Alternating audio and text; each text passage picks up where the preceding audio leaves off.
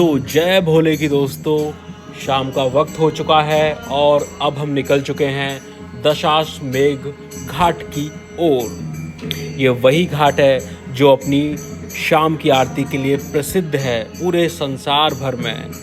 देश दुनिया से लोग सिर्फ और सिर्फ शाम को अगर कहीं इकट्ठा होते हैं तो 90% इस घाट पर इकट्ठा होते हैं, इस घाट की आरती देखने के लिए इकट्ठा होते हैं। जी हाँ, तो हम भी भीड़ इकट्ठी हो चली है और हम भी उस लाइन की ओर बढ़ चले हैं ताकि हमें कहीं बैठने को, टिकने को जगह मिल जाए और उस आरती का आनंद लाभ ले सकें।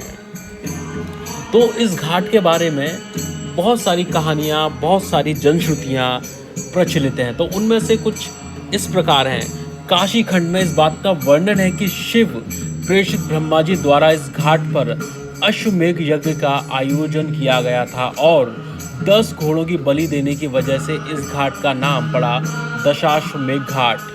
कुछ विद्वानों का यह भी मानना है कि नागवंशी राजा वीर सिंह द्वारा इस जगह पर 10 बार अश्वमेध यज्ञ कराया गया था, जिस वजह से इसका नाम दशाश्वमेध घाट पड़ा। शाम के वक्त और ख़ास तौर से शिवरात्रि के वक्त यहाँ पर बहुत ज़्यादा भीड़ होती है। सुबह सुबह आप घाट पे कई तरह के अनुष्ठानों, गतिविधियों को देख सकते हैं और सबसे बड़ी बात, ग्रहण के दौरान इस घाट में पवित्र स्नान करने की मान्यता है।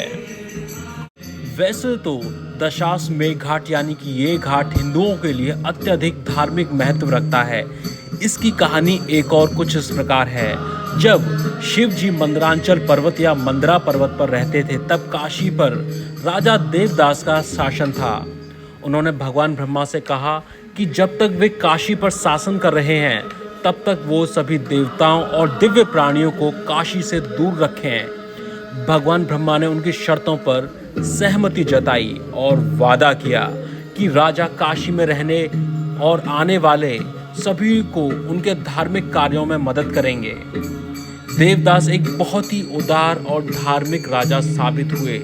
उन्होंने काशी को धरती पर सबसे खुशहाल जगहों में से एक बना दिया। दूसरी ओर भगवान शिव इस बात से दुखी थे कि वो काशी नहीं जा सके और उन्होंने राजा को कुछ गलती करने के लिए उकसाने का फैसला किया। तो शिव जी ने 64 योगिनियों को शहर में उत्पात मचाने के लिए भेजा, लेकिन काशी पहुंचने पर योगिनियों को काशी की सुंदरता से इतनी मंत्रमुग्ध हो गई कि उन्हें लगा कि ये तो स्वर्ग का हिस्सा है, बैकुंठ का हिस्सा है, इस शहर को हम कैसे कर सकते हैं कुछ। तो शहर में कुछ समय बिताने के बाद योगिनियों ने काशी में ही बसने का फैसला किया और उन्हें दिया हुआ कार्य पूरा न हो सका। जब शिव जी को 64 योगिनियों की असफलता के बारे में पता चला तो वो नाराज हो गए और उन्होंने सूर्य देव को काशी भेजा। भगवान सूर्य काशी में अशांति फैलाने आए थे ताकि राजा देवदास को उनके संकल्प में पराजित किया जा सके और भगवान शिव शंकर काशी लौट सकें। भगवान सूर्य देव ने विद्वान ब्राह्मण, व्यापारी आदि का वेश धारण करके राजा की परीक्षा लेने की कोशिश की, लेकिन देवदास राजा में कोई दोष नहीं पाया गया। तो भगवान सूर्यदेव भयभीत हो गए।